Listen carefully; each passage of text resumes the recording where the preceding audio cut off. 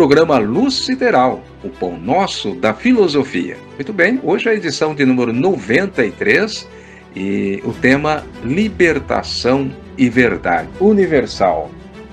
É com muito prazer que estamos de volta aqui com as nossas reflexões filosóficas semanais e a audiência só cresce a cada programa. Hoje agradeço as seguintes manifestações: Leci Almeida, de Pedra Azul, um vilarejo da simpática cidade de Domingos Martins, no Espírito Santo, nas belas montanhas capixabas, hein? Eu não conheço, mas o pouco que observei aí pela internet me pareceu ser um lugar muito aconchegante e qualquer hora eu apareço por aí então para conhecer a Pedra Azul. Abraço a você, Leci, e a sua estimada família.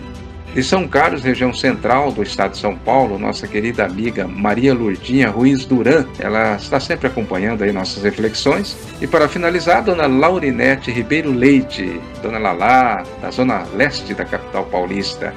Abraços e que Deus abençoe com muita luz sideral para todos. E você também que nos ouve agora, neste momento, pode se manifestar, se inscrever aí no canal, likear também, que eu vou agradecendo por aqui. Muito bem, hoje então o tema Libertação e Verdade, sugerido aí pelo atuante filósofo André Basso. Daqui a pouco ele vai falar também. Eu trago a minha reflexão, primeiramente, com um belo texto do grande brasileiro, o baiano Rui Barbosa, que nos deixou esta obra-prima sobre a liberdade, dizendo, abre aspas,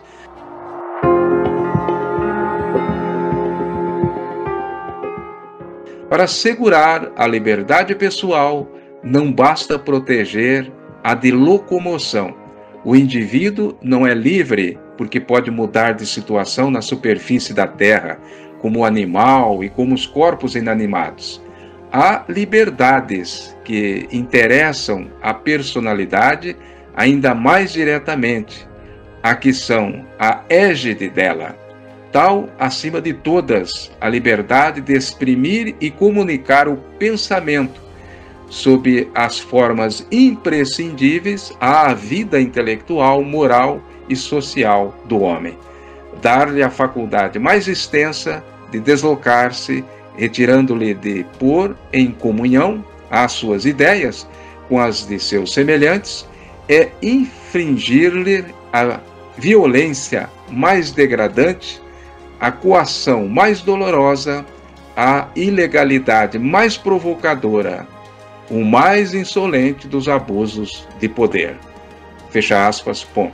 Eis aí as palavras de um ser libertário de alma e coração, tomara que já esteja aí entre nós de novo, o grande Rui Barbosa, mas com certeza nos inspirando de onde estiver, na terra ou no céu, que Deus o abençoe e aumente a sua genialidade. Mas então está aí, não podemos prescindir da liberdade em situação nenhuma. E baseado nessas palavras de Rui Barbosa está a Constituição brasileira, que diz em seu artigo 5º, todos são iguais perante a lei, sem distinção de qualquer natureza, garantindo-se aos brasileiros e aos estrangeiros residentes no país a inviolabilidade do direito à vida, à liberdade, à igualdade, à segurança e à propriedade. Eis aí, então, só para reforçar o texto do grande jurista. Bom, agora digo eu, não é possível liberdade sem verdade e vice-versa, não é mesmo? Justamente porque a história, que é a mestra da vida, no dizer de Cícero, registrou que os grandes homens que passaram pela Terra pautaram suas existências na verdade ética e na moral. Mas como definir ética e moral? Bem, a meu ver, ética é um estado de honestidade consciente do cidadão de si para consigo mesmo e, consequentemente, com tudo e com todos. Exemplo, você joga no chão ou num local não apropriado, seja um papel, um copo, uma garrafa, um descarte qualquer, quando está aí naquele local sozinho, e imediatamente pensa consigo mesmo, isso não é correto, abaixa e recolhe-o para dar um destino certo. A isto chama-se de senso ético.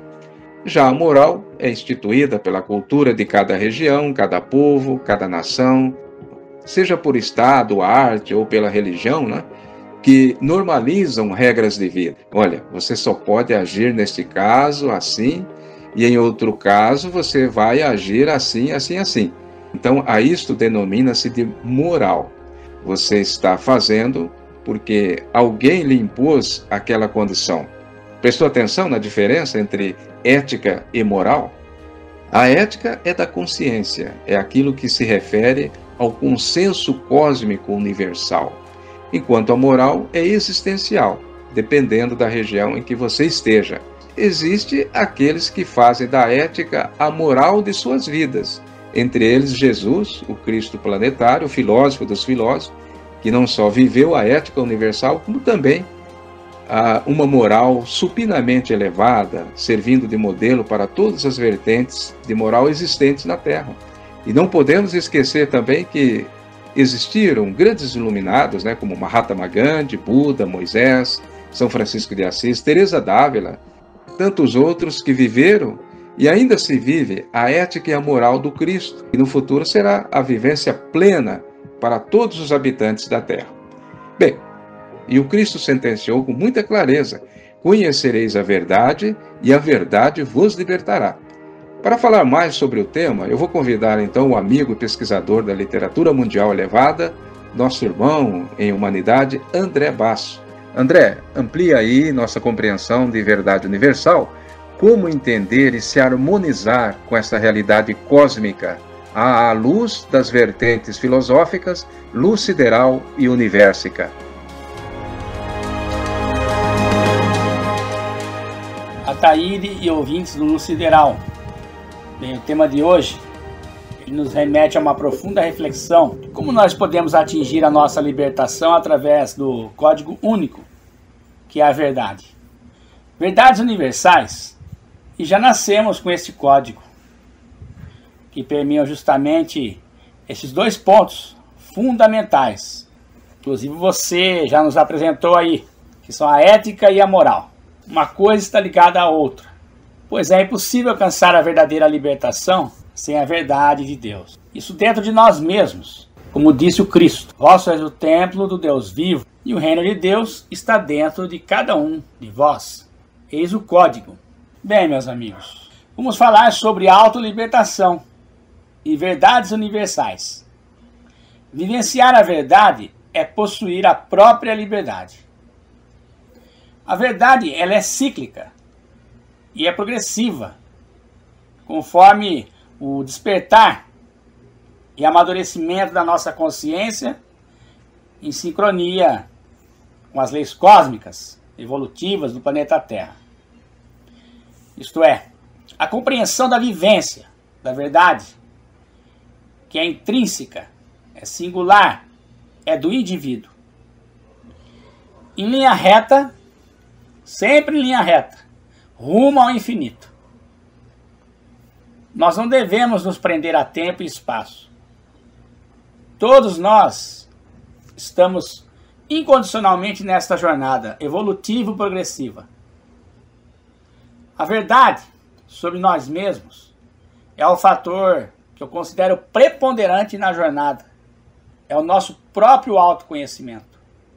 O próprio Cristo deste planeta, ele é o fundador deste planeta, quando esteve aqui nos propiciou verdades universais, através da sua experiência, que nada mais foi do que mostrar a cada um de nós como devemos reagir e agir perante a manifestação do ego alheio e também do nosso próprio ego, nos momentos mais desafiadores.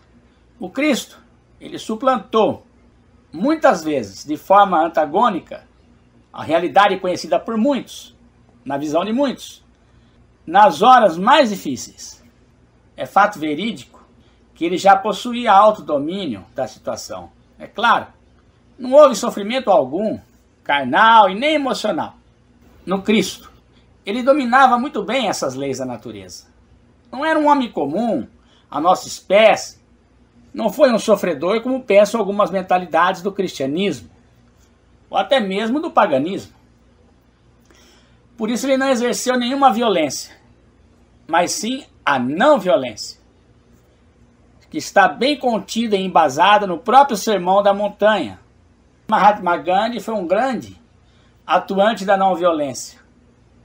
Ele é muito citado por Huberto Roden e por demais comentadores da espiritualidade, da história, da filosofia, etc. Mas já Mahatma Gandhi, era um homem comum. Esse sim sentiu as dores da matéria. Não tinha o autodomínio da carne. Mesmo assim, observou bem os ensinos do Cristo. Por isso ele dissera que, se sobrasse no mundo somente o sermão da montanha, nada estaria perdido. São palavras de Gandhi. Foi isso que Gandhi disse. Toda a experiência do Cristo aqui na Terra foi para mostrar para cada um de nós como devemos transcender o nosso ego pelo nosso eu. Vocês sabem, o eu é aquilo que nós somos, a individualidade. O eu. Sócrates observou bem isso. A sua famosa frase deixa claro: conheça-te a ti mesmo. O Cristo já havia feito a sua autolibertação, outrora em outro planeta. Isto é um fato, pois é ele quem criou este planeta chamado Terra. Portanto, é conhecedor das leis que regem este orbe. Apenas a experiência do Cristo foi singular, pois ele a experimentou aqui na Terra, como afirma o filósofo brasileiro catarinense Huberto Roden. Aspas, Jesus, o superrealizado.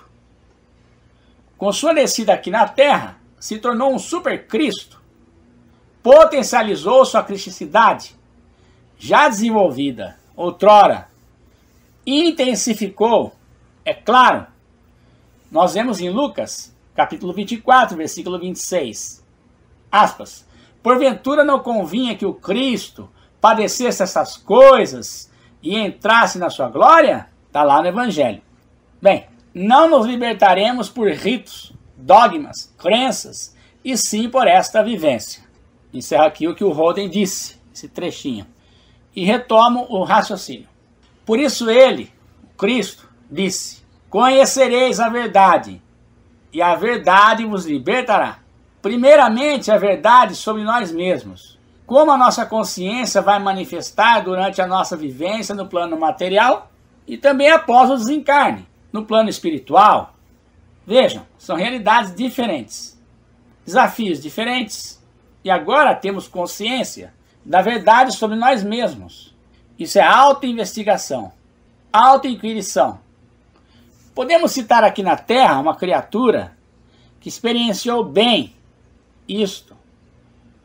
O seu nome é Ramana Maharshi. Ele, como indiano, mostrou à humanidade a importância de se viver uma vida introvertida dentro do silêncio.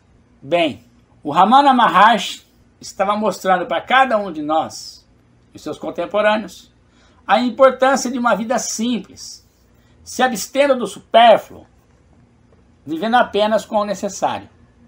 Mas pode o homem da grande cidade ter experiência do eu no meio da agitação? Claro que pode. Pode e deve, diz Ramana Maharshi. Não é preciso renunciar a essa vida ativa. Se você meditar 1 ou 2 horas por dia, poderá dar seguimento normal aos deveres. Se meditar de modo certo, então a corrente mental induzida continuará a fluir durante o trabalho. É como se houvesse 2 formas de expressar a mesma ideia. A mesma linha adotada na meditação será expressa em suas atividades. Aí Paul Bruton pergunta, qual será o resultado dessa atitude? Ramana Maharshi responde, com o passar do tempo, você constatará que sua atitude relativamente às pessoas, fatos e objetos irá gradualmente se modificando. Suas ações tenderão naturalmente a acompanhar suas meditações. Um homem deve deixar de lado o egoísmo pessoal, que o vincula ao mundo. Abandonar o falso si é a verdadeira renúncia. Bem, vou explicar aqui. O falso si é o ego, a personalidade temporal. Foi o que o Cristo fez, na forma do Jesus humano. Renunciou o ego, ou seja, colocou o ego na retaguarda como servidor. Voltemos ao professor Roden, na tradução em notas do Bhagavad Gita, onde diz, aspas, o ego é o pior inimigo do eu, mas o eu é o melhor amigo do ego. O ego é um péssimo senhor, mas é um ótimo servidor.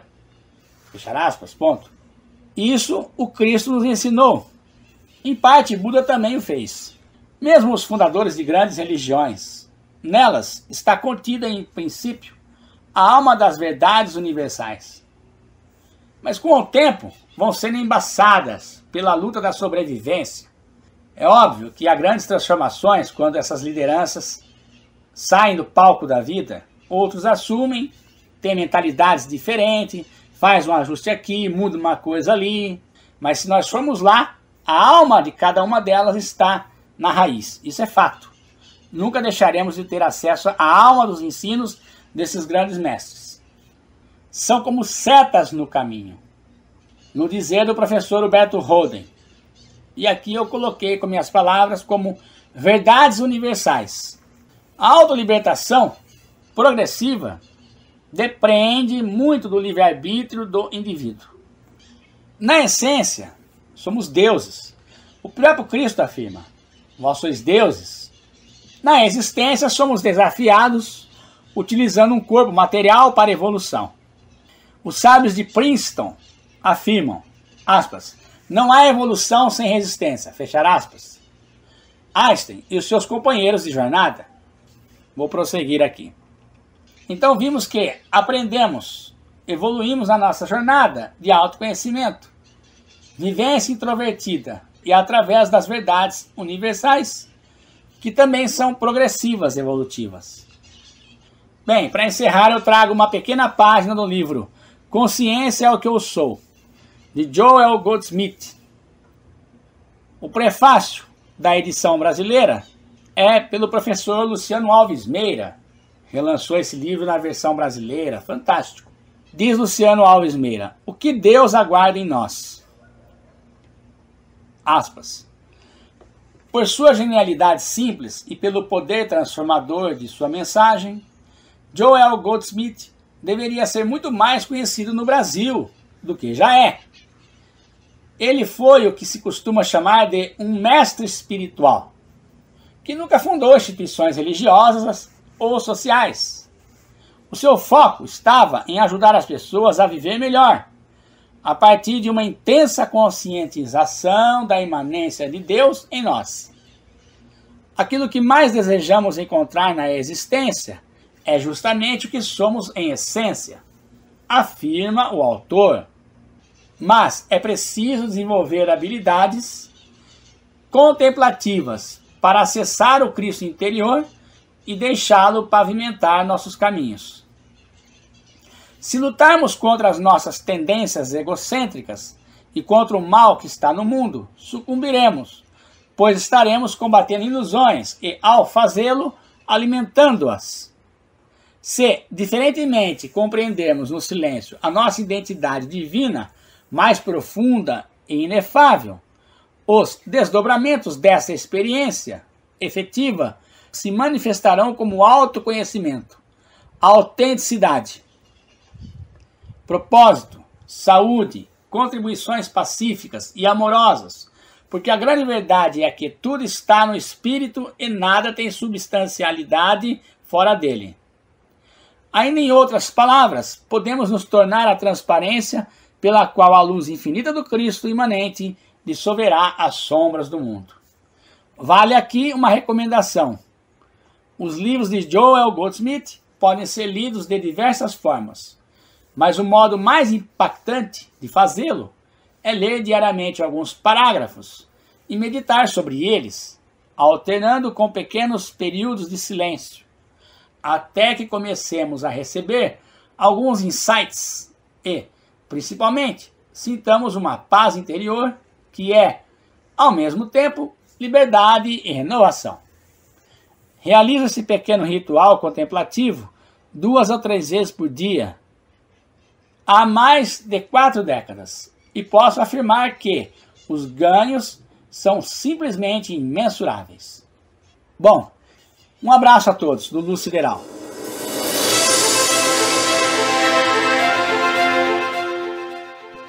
Obrigado, prezado André Basso, pela sua reflexão de hoje, que eu aproveito para destacar o citado Sermão da Montanha de Jesus, que é um código, de conduta, de como viver diante dessas verdades universais e alcançarmos a libertação do nosso ego para o nosso eu, ou seja, sairmos da periferia e entrarmos na consciência cósmica do monismo universal. Eu e o Pai somos um, a afirmação do Cristo quanto à sua integração na verdade universal.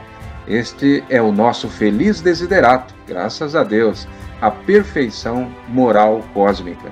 Ficamos por aqui, obrigado pela sua audiência e muita paz, saúde e luz sideral para você e sua estimada família. Até a próxima!